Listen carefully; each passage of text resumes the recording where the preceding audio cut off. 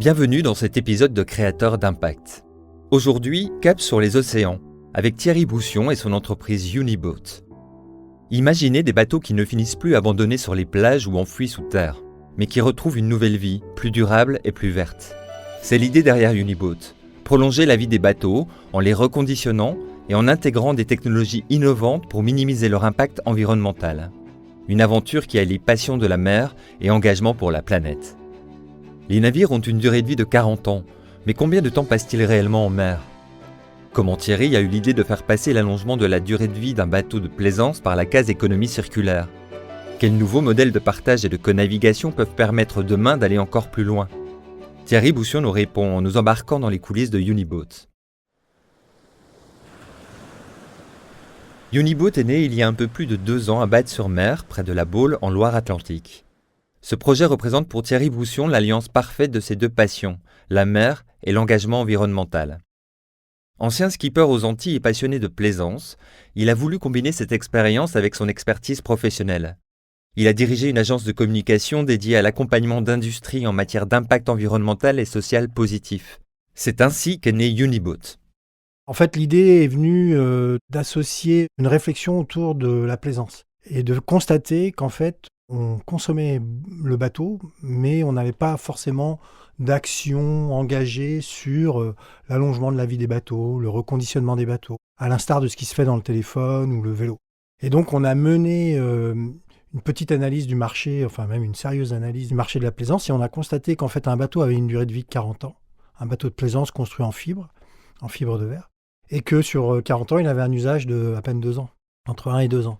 Et on s'est dit, c'est quand même fou de voir ces bateaux détruits au bout de leurs 40 années de vie, alors que certains d'entre eux sont probablement aptes au reconditionnement.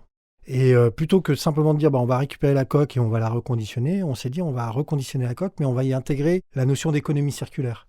Et donc, on reconditionne chez Uniboat les coques de bateaux en gardant à peu près 80% des pièces d'origine que l'on reconditionne nous-mêmes ou que l'on remplace par des pièces reconditionnées et que l'on va upgrader avec des technologies qui permettent d'améliorer l'impact environnemental. Concrètement, si je prends un voilier, on va le remettre en état général et puis on va enlever le moteur diesel et on va lui mettre un moteur électrique. Si je prends un bateau hors bord, on va garder le moteur hors bord, mais on va faire en sorte de le transformer pour qu'il puisse utiliser du biocarburant. Et puis, on va essayer de reconditionner toutes les pièces du bateau en limitant la production de nouveaux déchets. Et c'est ce qui nous permet de créer des gammes de bateaux reconditionnés garantis, plus écologiques et plus économiques.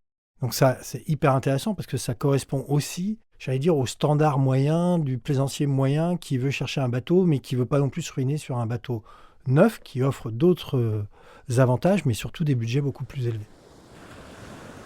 Reconditionner des bateaux n'a pas été une démarche évidente au début. Thierry a dû explorer des alternatives à la destruction systématique des embarcations abandonnées et mettre en place un processus de sélection précis pour identifier celles pouvant être restaurées. Thierry se rapproche alors de l'APER, l'organisme national agréé par le ministère de la Transition écologique et solidaire qui gère la déconstruction et le recyclage des bateaux. Grâce à cette collaboration, il a pu élaborer des plans de reconditionnement spécifiques, offrant ainsi une seconde chance aux bateaux qui peuvent être remis en état. Un bateau déconstruit, il est broyé ou enfoui ou brûlé dans les hauts fourneaux. Et nous, on dit, il y a une alternative. On ne dit pas que ça sera définitivement plus, broyé et pas brûlé. Mais on peut-être sélectionner les bateaux avant de les détruire. Et cette sélection permet de dire, tel ou tel bateau peut être reconditionné et on peut allonger sa vie. Et c'est le premier acte écologique que l'on doit faire. En fait, on produit un matériel, on doit pouvoir lui donner la vie la plus longue pour que son impact environnemental soit le plus faible. On doit s'assurer, nous, que le bateau soit dans un état qui permette malgré tout, économiquement, d'être reconditionné. Parce qu'en effet, il y a des bateaux qui n'ont pas d'autre solution que d'être détruits. Mais il y a beaucoup de bateaux qui sont largement reconditionnables.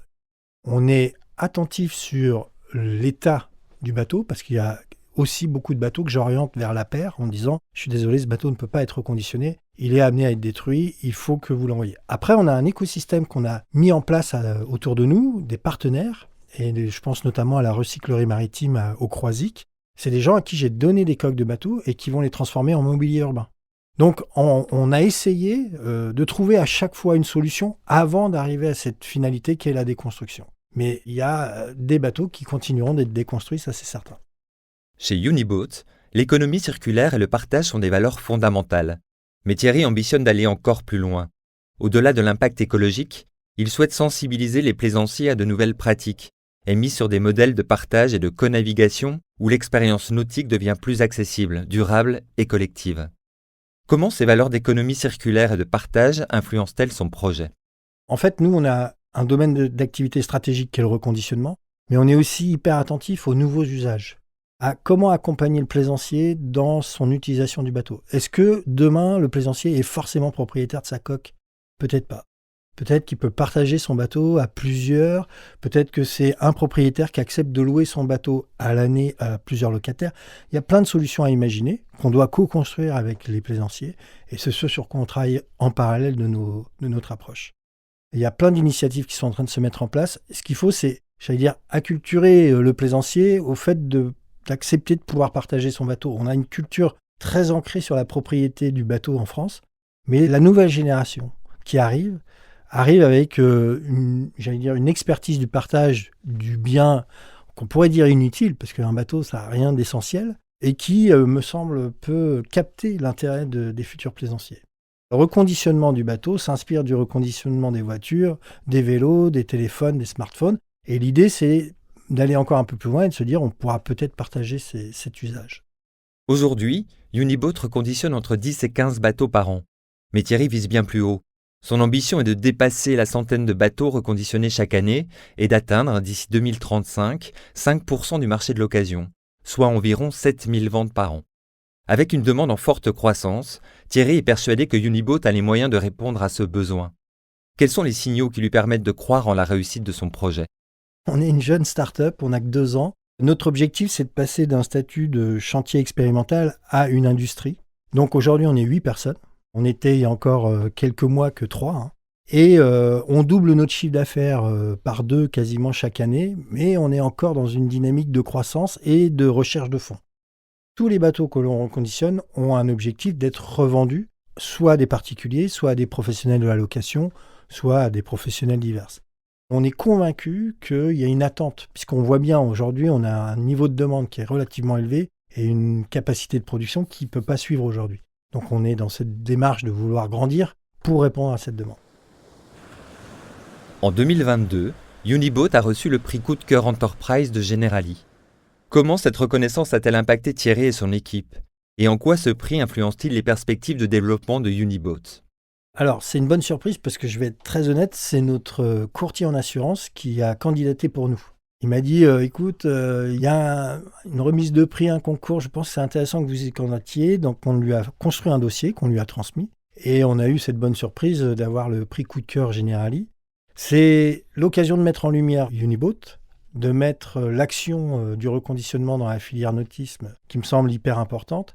C'est aussi l'occasion de rappeler qu'on est une jeune boîte et qu'on cherche des partenaires financiers, donc j'en profite. C'est aussi l'occasion de remercier les équipes, parce que j'ai une équipe qui est formidable, qui fait des efforts à tout niveau pour qu'on arrive à mettre en avant cette initiative et faire en sorte que ce modèle puisse vraiment exister. Donc c'est encore une fois une reconnaissance supplémentaire, parce qu'on en a déjà eu pas mal, mais qui met une petite dimension un peu sympa, donc non, c'est chouette. En réinventant les pratiques de l'industrie nautique, Uniboat choisit de hisser haut les voiles de l'innovation et de l'économie circulaire. Thierry Boussion, porté par ses convictions et son amour de la mer, trace une nouvelle trajectoire, celle de la durabilité et de la responsabilité. Uniboat s'ancre dans un avenir où la plaisance rime avec conscience. L'entreprise continue de se développer, prête à franchir de nouveaux caps pour transformer le marché de l'occasion nautique. C'était Créateur d'impact, le podcast de toutes les initiatives positives, sociales et environnementales pour s'inspirer et agir collectivement de manière plus responsable. Un podcast réalisé par Generali.